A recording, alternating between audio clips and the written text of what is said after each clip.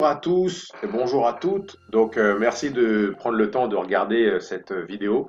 Je vais essayer de faire ça le plus court possible, mais en même temps, il faut que ce soit assez explicatif et assez clair à comprendre. Donc là, je suis à l'intérieur du compte Google Ads que je gère pour un de nos clients. Voilà. Et je vais vous expliquer un petit peu comment est-ce que ça fonctionne Google Ads. Donc je vais utiliser ça un petit peu comme une étude de cas. Donc, avant de commencer, je vais vous montrer la page que j'utilise. Donc là, je vais faire un petit refresh. Alors avec cette page, qu'est-ce qu'on voit? On voit déjà premièrement, on va casser le premier mythe qui dit qu'il faut une super landing page ou un super site avec plein d'informations pour, euh, pour donner de l'information à nos clients et leur dire qui nous sommes, ce que nous faisons et ce que nous représentons, etc., etc. Tout ça, ce n'est pas très vrai. Le client, en fait, il faut lui donner exactement ce qu'il veut, à savoir ce qu'il recherche. Dans ce cas, ici, il recherche une soumission. Donc, c'est ce qu'on va lui donner. Alors, la page fonctionne assez simplement, en fait, hein. Donc, on demande aux gens qui ils sont, voilà. Ensuite, on leur demande quel est leur problème qu'ils veulent régler. Donc, ils nous disent ce qu'ils veulent régler. Et ensuite, on va leur dire quand est-ce que vous voulez que le problème soit réglé. Ça, c'est voilà, c'est juste deux, trois petites questions pour qualifier un petit peu le prospect, pour savoir est-ce que ce prospect est sérieux, est-ce qu'il a vraiment un problème, est-ce que c'est rapide, pas pressé. Quelqu'un qui nous dit ce mois-ci ou dès que possible, on va le contacter rapidement. Voilà. Et ensuite, bon voilà, on va dire dès que possible. Et dès que cela est fait, hein, notre système dit, bon, écoute, donne-nous tes coordonnées, hein, monsieur le visiteur, tu nous donnes tes coordonnées, et nous, en échange, on va te donner euh, ta soumission. Voilà, c'est ce que ça veut dire. Donc c'est un échange, c'est une sorte de chantage éthique. Voilà. Donc une personne qui arrive sur cette page, elle a trois choix. Soit elle arrive sur cette page et elle dit, ça ne m'intéresse pas, je m'en vais. Soit elle dit, ça m'intéresse, j'ai vraiment ce problème, je veux une soumission. Soit j'appelle, ou soit je remplis le formulaire. Donc appeler ou remplir le formulaire, c'est une conversion parce qu'on convertit le visiteur en client potentiel. Donc voilà ce qu'on appelle une conversion en marketing. Voilà, tout simplement. Donc maintenant que ce petit contexte a été donné, pour amener des visiteurs sur cette page, on utilise Google Ads ou Facebook Ads. Ça dépend un petit peu du client et de où se trouve votre clientèle cible. Mais pour un fournisseur de services, en général, ça va être du Google Ads. Donc l'idée, évidemment, c'est de dépenser moins en Google Ads qu'on arrive ensuite à vendre en client. Je me suis peut-être mal exprimé, donc je recommence cette phrase. Je n'ai pas de script. Donc l'idée est d'opter d'avoir un retour sur investissement positif. Ça veut dire que si on dépense 1000 $ de Google Ads, il faut qu'à la fin on fasse, dépendamment de ce que vous vendez, 2, 3, 4, 5, 6 ventes. Ça dépend un peu de votre marge bénéficiaire. Voilà. Donc, maintenant que tout ceci est expliqué visuellement, c'est ce que je vous explique un peu depuis les 5-6 derniers mois. Là, j'ai décidé de faire une petite vidéo. Donc ici, on a une étude de cas pratique. Voilà. Donc là, on arrive sur le tableau de bord de Google Ads. Qu'est-ce que ça nous dit? Alors, j'ai mis all time, mais en fait, ce que je vais faire, c'est que je vais regarder ça sur les 30 derniers jours. Voilà. Donc, on peut filtrer, évidemment. Donc, sur les 30 derniers jours, on a dépensé 365 $, ce qui est à peu près 12 $ par jour, et on a eu 157 clics. Voilà, ça veut dire que le coût par clic, le coût par visite, nous a coûté 2,32 $. Raisonnablement acceptable. Alors, on a eu conversion, on a eu 16 conversions, c'est-à-dire 16 personnes dans Google, les conversions, ce sont les gens qui remplissent le formulaire. Voilà, on a eu 16 conversions formulaires. Et alors, je vais voir si on a les appels ici. Calls. Je ne vois pas les appels ici, mais on va revenir plus tard. Donc, ça veut dire que 10 personnes sur 100 remplissent le formulaire. Sur le web, on veut quelque chose entre 10 et 30%. 30%, c'est magnifique, hein. Si vous avez 30% de conversion, c'est génial. Voilà. Donc, ce que ça veut dire ici, si cette personne est capable de vendre à 20% de ses clients potentiels, bon bah là, ça représente à peu près, allez, on va dire 3-4 ventes. Voilà. 3-4 ventes pour 365 $, c'est-à-dire que le coût par client est à peu près de 120 $ à peu près, qui est très raisonnable.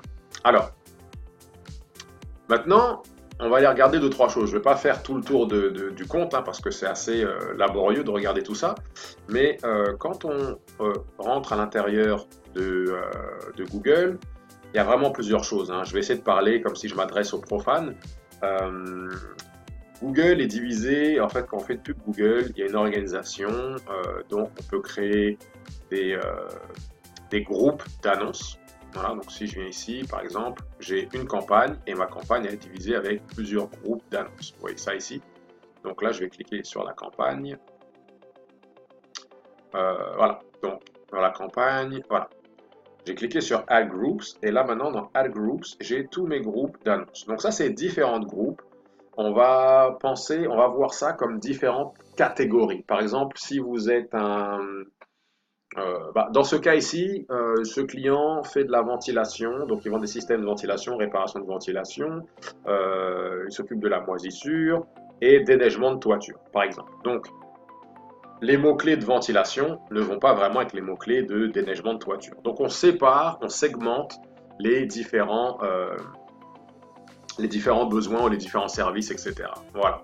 Donc, voilà ce qu'on fait.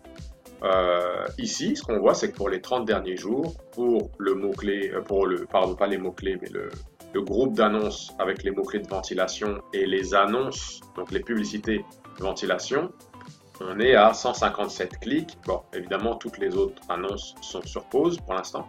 Donc, voilà. Donc, voilà le coût, voilà les conversions. Et là, si on va un peu plus vers la droite, on a eu les appels. Alors, les appels, gardez en tête une chose. Google ne peut pas pour l'instant, enfin pas avec la configuration qu'on a actuellement sur cette page-là, Google ne va pas savoir si quelqu'un compose ce numéro de téléphone en venant sur votre page. Donc ce n'est pas ça les appels qu'on voit dans les statistiques. Les appels qu'on voit dans les statistiques en ce moment, ce sont, on va essayer de voir ça, Google, alors système d'alarme par exemple. Voilà. Si vous tapez système d'alarme, par exemple, certains... Je vais essayer d'en trouver un pour vous. Bon, voilà. Par exemple, celui-là ici, il y a un numéro de téléphone. Voilà. Bon, si vous étiez sur votre mobile, cliquez sur ce numéro de téléphone, composerait un appel. Voilà. Ça, c'est une extension d'annonce. C'est un ajout qu'on peut mettre dans une annonce Google pour que les gens puissent appeler directement. Il y a beaucoup de types d'annonces différents. Je ne peux pas tout vous expliquer maintenant, mais en gros, si quelqu'un est sur son téléphone mobile et qu'il clique sur ce numéro, ça va composer un appel. Voilà. Et cet appel va être répertorié dans les appels ici. Voilà. Donc, en termes de conversion, donc de gens qu'on a transformés de clients, de visiteurs à clients potentiels, on n'a pas eu juste 16 conversions. On a eu 16 formulaires remplis, on a eu 6 téléphones qui ont été appelés depuis l'annonce de Google et Dieu seul sait combien de gens sont venus sur la page et ont composé ce numéro. En général, c'est à peu près similaire à ce que vous avez ici, peut-être un peu plus. Donc on va dire 6.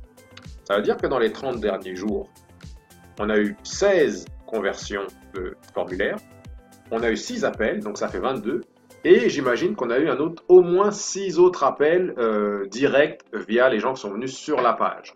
Donc ça fait 6 et 6, 12, 26, ça fait quoi? 28? Je compte rapidement, ça fait à peu près 28 conversions. Donc 28 conversions, on va le compter rapidement, si je sors ma calculatrice. Voilà. C'est horrible. Donc 28 conversions sur, on a eu combien en tout? 157 clics je crois, si je me rappelle bien. Voilà. Ouais, c'est ça. Donc 28 conversions sur 157 clics égale. Donc on parle d'un taux de conversion de 17%, ce qui est très très bon. Je vous dis, entre 10 et 30, c'est très bon. 10 étant satisfaisant, plus que satisfaisant, assez bien. Et ensuite, après ça dépend de ce que vous vendez, c'est quoi l'offre, etc. Mais en général, sur le web, pour un fournisseur de services, de 10 à 30%, c'est bon. 30%, c'est excellent, c'est parfait. 17, c'est vraiment très bien. C'est un B+, ou peut-être un A-. Donc voilà ce qu'on a ici. Donc bon, je ne vais pas rentrer trop dans les détails, mais juste pour vous montrer deux, trois choses. Et tout peut être, peut être traqué. Donc on peut savoir quel mot-clé rapporte quelle conversion. On peut savoir, par exemple, je vais vous montrer quelque chose. Si je vais dans... attendez, je vais aller dans un des ad groups, je vais dans le ventilation par exemple. Si je viens ici, regardez, j'ai un onglet démographie. Dans la démographie, je peux savoir l'âge des gens, savoir quel âge ou quel groupe d'âge apporte quel résultat. Ah, c'est génial, hein? Donc, les groupes d'âge qui ne servent pas, qui ne sont pas pertinents ou pour lesquels on ne marche pas, on peut soit les enlever comme je l'ai fait ici, ou soit ajuster le montant qu'on est prêt à payer pour ces groupes d'âge-là. C'est quand même très très avancé ce qu'on peut faire. Et là, je vous ai donné juste un seul exemple. On peut faire la même chose avec les sexes et avec, par exemple, si je vais, je pense que c'est dans... Euh,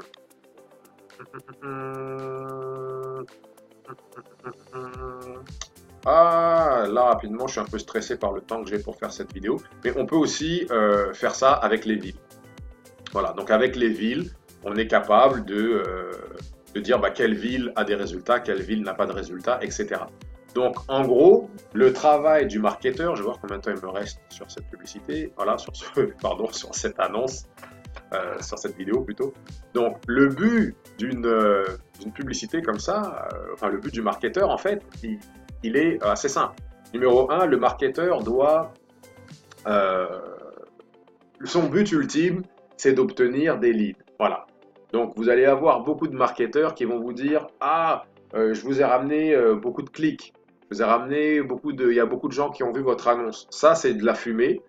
Ça ne sert pas à grand chose, ok? Ça ne sert même quasiment à rien. Ce qui vous sert, ce n'est pas ça. Ce qui vous sert, c'est les conversions. Donc les conversions, voilà, les conversions, c'est ça, plus les appels non répertoriés. Ça, c'est les conversions. Le but du marketeur, c'est de, un, créer j'allais dire un écosystème, mais créer une infrastructure qui vous permet d'obtenir des conversions. Donc, créer, euh, tout simplement créer une landing page, peu importe. Moi, j'ai choisi une landing page, mais ça pourrait être un concours, ça pourrait être, voilà, il faut être créatif, mais créer des actifs qui vont vous permettre d'avoir des clients potentiels. Et ensuite, numéro 2, une fois que cela est en place, le but du marketeur, c'est de continuellement améliorer l'annonce, les annonces, la landing page, peu importe, le groupe d'âge, tout ce que vous voulez, pour toujours essayer de faire baisser le coût d'acquisition d'un client, donc, ou d'un client potentiel. Donc, comment est-ce que je fais avec le même budget pour essayer d'avoir 17 ou 18 conversions la prochaine fois, etc., etc. Ou comment est-ce que je fais pour faire baisser le coût par clic. Il y a énormément de choses qui peuvent être faites. Ça représente, lorsqu'on est sérieux avec une campagne Google Ads, ça représente quelque chose comme 3 à 4 heures par mois facilement sur un petit compte. Donc si vous dépensez à peu près entre 300 et 1000 dollars par mois de pub, sachez que soit vous, si vous voulez bien le faire, soit un fournisseur, ça va lui prendre à peu près allez, entre 3 et 5 heures de travail mensuel. Donc c'est un peu ce qu'on charge lorsqu'on facture du temps mensuel et qu'on dit aux gens, bon, on va vous charger pas moi, 30% du budget pour, pour faire l'optimisation et la gestion de la campagne, ou des fois on va vous charger un frais fixe, genre 200 dollars par mois, etc. Donc voilà ce qui est, ce qui est sous-entendu dans le travail. Donc là, j'ai été vraiment très vite parce que je voulais faire une vidéo simple et courte, et elle est déjà longue, elle dure 14 minutes. Mais en réalité, une bonne vidéo, une bonne formation AdWords, ça pourrait facilement me prendre 4-5 heures pour bien vous expliquer comment ça marche. Et comme je vous dis, ça prend près de 3-4 heures par mois pour s'assurer d'avoir des bons résultats. Donc voilà, j'espère que... Bah alors, dernière chose, hein, évidemment, il faut calculer. S'il a eu 3 clients et qu'il charge les clients, je sais pas moi, 2, 3, 4 000 dollars, bon, on a compris que 300 dollars de dépensés plus la gestion de la pub, on va dire, ça fait à peu près moins que 600 dollars à peu près. Et pour 600 dollars, monsieur a facilement 3-4 ventes à 5 000 dollars. Calcul.